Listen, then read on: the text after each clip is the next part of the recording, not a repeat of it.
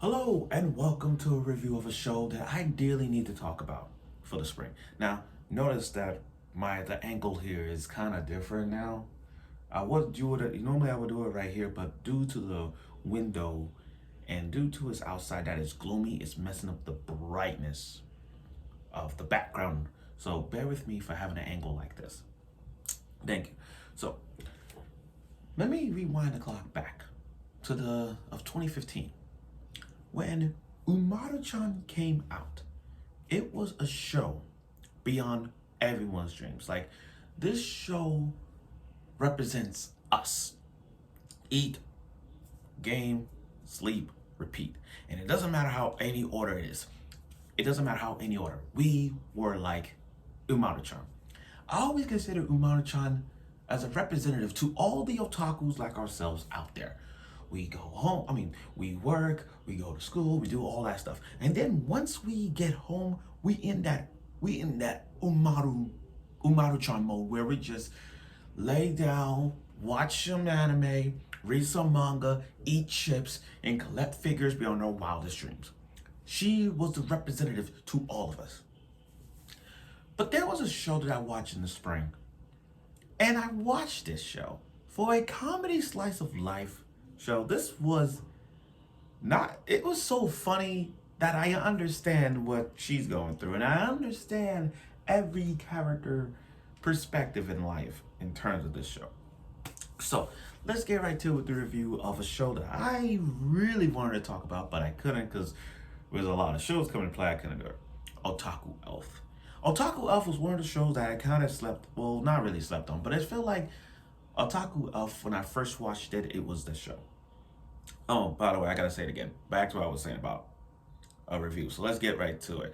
All right. So, judging from Otaku Elf, from the title Otaku Elf, I said to myself, this is gonna be a Maru-chan 2.0.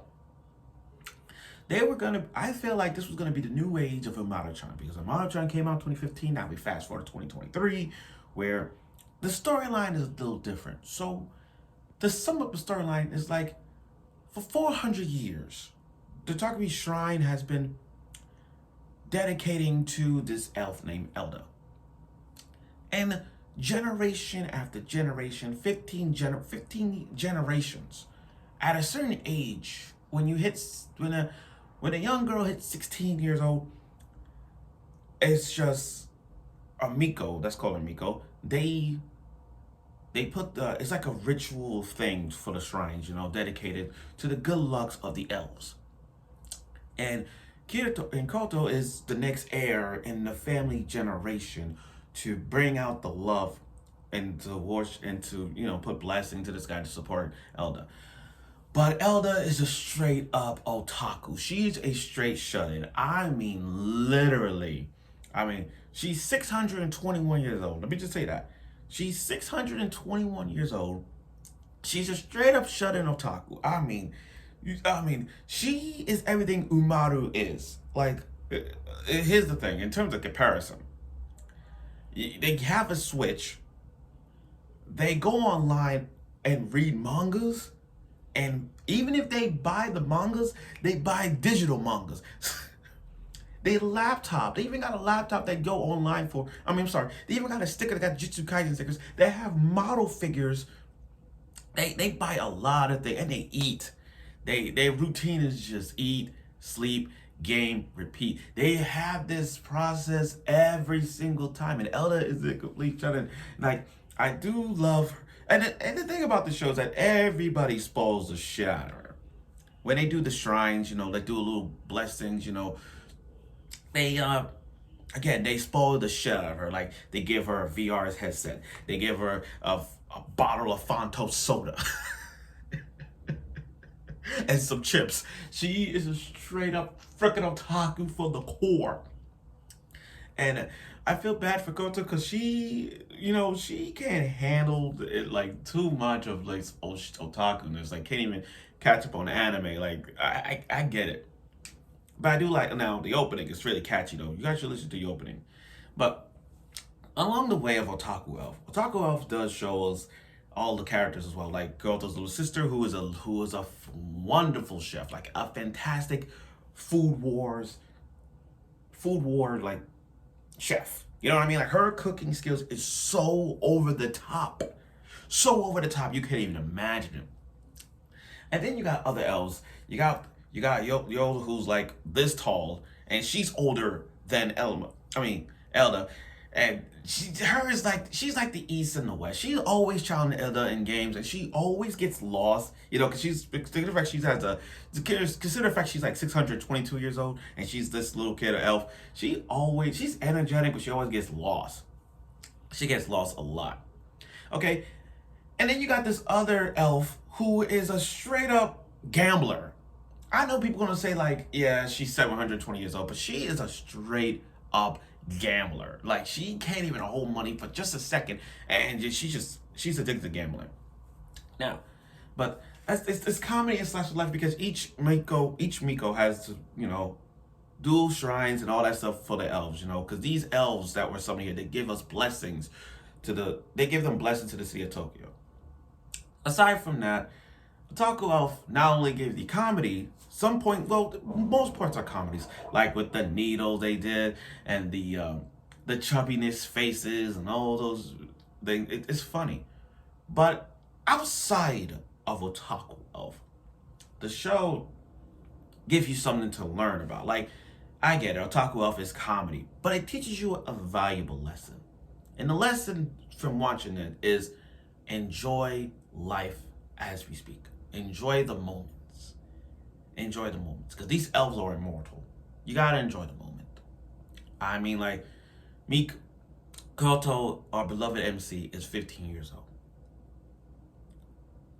I remember there was an episode when I said about age, I'm going by like generations after generation they take care of her. So imagine her being an adult and now her little sister got to take control, or her daughter or whatnot. It's kind of like, again, it's generation after generation after generation. And I hope and it does, again, it may be funny, but outside of it, it teaches you the value of enjoy the little things. Enjoy the life that you have. Enjoy the moments. Enjoy it. Another thing about Otaku Elf is the history, because again, if you go back, if you watch it, it talks about everything in the Edo period, and I like about this show because again, there's stuff in the Edo period that we didn't even know about. Some do, some don't. I mean, like some of us would just look at that for the comedy, but when all these elves talking about what transpired in the Edo period, what they did in the past up to the present is now different. But again, it gives you that little lesson and traditions that these Mikos do for the elves. And that's that. But overall, the comedy is downright funny. I mean, Elda is the otaku of all otaku elves. I mean, like legit. I mean, like for her to be just a shut-in, scared to even open the door and put a package in it, and just buys and does shit. She is the laziest of all. Can you imagine if you put her with Elda? Just think about that. If you put her and Elda in the same room, they're gonna spend hours and hours and hours and hours talking about anime, playing video games against each other, hell, even read manga. They are the.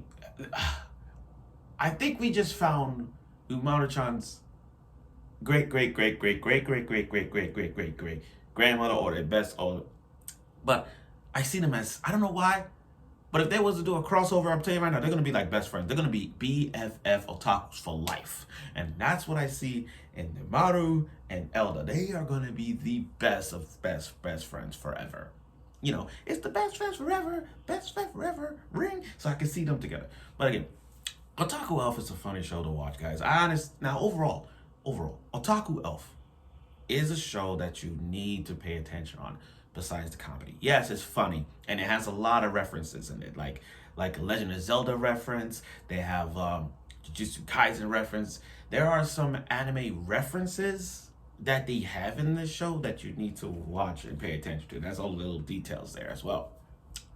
But again, Otaku Elf overall is a slice of life comedy show, and I feel like I get it. It's not the hype of other shows that aired out this year, like shows like Oshinakoi and the iconic Vinland Saga season 2. I get all of that. I feel like Otaku Elf is gonna be a show that's gonna be slept on, mainly because it's not as this hype gem. It's gonna be one of those hidden gems underneath.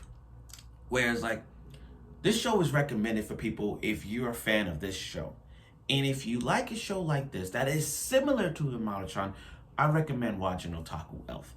That's what I do. I recommend that. I give Otaku Elf an 8. I mean, like, it's good and all. Like, the pacing was good. I wish it was more involved with it. But that's the life of an otaku. It's just showing us not only the life of an otaku elf, but also the traditions that's from the Edo period up to now, and the traditions of how Mikos have to do for their elves. Even though Elda is spoiled, they still loved her. And the thing about this otaku this episode, I mean this season, is that everybody knows that she's an otaku. You know what I mean? Like everybody knows she is what she is. You gotta embrace it. So that's my review of the Otaku Elf, guys. Later on, I mean tomorrow, we'll talk about the last episode of I Got a Cheat Skill in Another World, since it's the last episode, so I look forward to that. But again, I encourage y'all to watch Otaku Elf for those who are like us, who's into stuff, who's into the gaming, the mangas, and the games. And if you are an Umaru person, you might want to watch Otaku Elf because that show is good. So thank you for watching my review.